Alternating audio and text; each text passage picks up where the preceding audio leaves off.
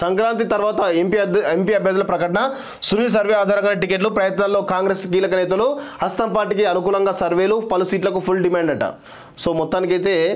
majority సీట్లు కొట్టాల్సిందట లోక్సభ ఎన్నికల కోసం కాంగ్రెస్ పార్టీ ప్రిపేర్ అవుతుంది ఈ మేరకు టికెట్ల ఎంపికపై కసరత్తు చేస్తుంది ఏఐసీసీ స్ట్రాటజిస్టు సునీల్ కనుగోలు సర్వే ఆధారంగానే సీట్లను ఎంపిక చేస్తున్నప్పటికీ టీపీసీసీ ఏఐసీసీ సమన్వయంతో ఓ జాబితాను తయారు చేస్తున్నారు దీన్ని జనవరి 1 తర్వాత ఢిల్లీకి పంపించారు సంక్రాంతి ఫెస్టివల్ తర్వాత లోక్సభ అభ్యర్థుల లిస్టు ప్రకటించే ఛాన్స్ ఉన్నట్లు పార్టీ వర్గాలు చెబుతున్నాయట సో మొత్తానికైతే ప్రధానంగా పోటీ పడుతున్న ఇక్కడ చాలా విషయాలు ఏంటంటే ఖమ్మం నల్గొండలో భారీగా ఈరోజు ఈ రెండింటికైతే భారీగా డిమాండ్ ఉంటుంది వాస్తవంగా ఈ 2 సీట్లకైతే భారీగా డిమాండ్ ఉంటుంది ఖమ్మం నల్గొండ మహబూబ్నగర్ భువనగిరి నాగర్ కర్నూలు మహబూబాబాద్ పార్లమెంట్ సెగ్మెంట్కు ఫుల్ డిమాండ్ నెలకొన్నది ఈ సెగ్మెంట్లో సులువుగా గెలుస్తామనే భరోసాతో నేతలంతా టికెట్ల కోసం ట్రై చేస్తున్నారు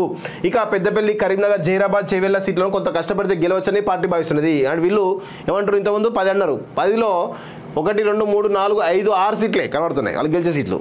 ఈ 6 కూడా గెలవని చెప్తా అంటే 6 అంటే వేరే నడుస్తూ ఉన్నాయి సో కరీంనగర్ జైరాబాద్ చేవెళ్ల సీట్లో కొంత కష్టపడి గెలవచ్చట సీఎం రేవంత్ గతంలో ఎంపీగా ఎన్నికైన మల్కాజ్గిరితో పాటు సికింద్రాబాద్లో జెండా ఎగరేయాలని కాంగ్రెస్ ప్రణాళిక రెడీ చేస్తుంది మరోవైపు నిజామాబాద్ మెదక్లో ఎక్కువ అసెంబ్లీ సీట్లు బీఆర్ఎస్ సాధించిన గ్రౌండ్ క్యాడర్ గుంజడం వల్ల ఈ సీట్ల 2 సీట్లలో విజయం సాధించవచ్చనే అభిప్రాయంలో ఉన్నదట సో దీనిలో ఎవరెవరు పోటీ చేస్తున్నారంటే కరీంనగర్ పార్లమెంట్ సెగ్మెంట్ నుంచి ఎన్ఎస్సీ అధ్యక్షుడు బల్బూర్ వెంకట్ అట ఎమ్మెల్సీ జీవారెడ్డితో పాటు ఉస్నాబాద్ ఎమ్మెల్యే టికెట్ ఆశి భంగపడ్డ ప్రవీణ్ రెడ్డి కూడా రేస్లో ఉన్నారట వీరితో పాటు రోహిత్ రావు ఉదయనందన్ రెడ్డి పేర్లు వినిపిస్తున్నాయట ఇక పెద్దపల్లి నుంచి గడ్డం వంశీ పేరి కన్యం ఏ చంద్రశేఖర్ ఆదిలాబాద్ నుంచి నరేష్ జాదవ్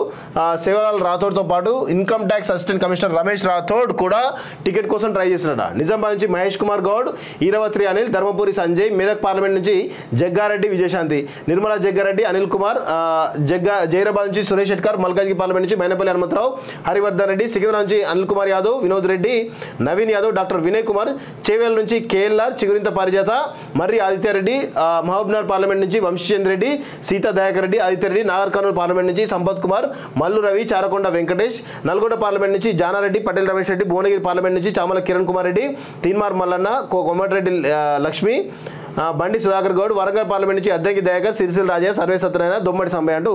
ఇట్లా మొత్తానికైతే పెద్ద భారీ లిస్టే కనబడుతూ ఉంది కానీ అంత ఈజీగా ఏమి ఉండదు అంత ఈజీగా ఉండదు అనేది గుర్తుపెట్టుకోవాలి కాంగ్రెస్ పార్టీ కూడా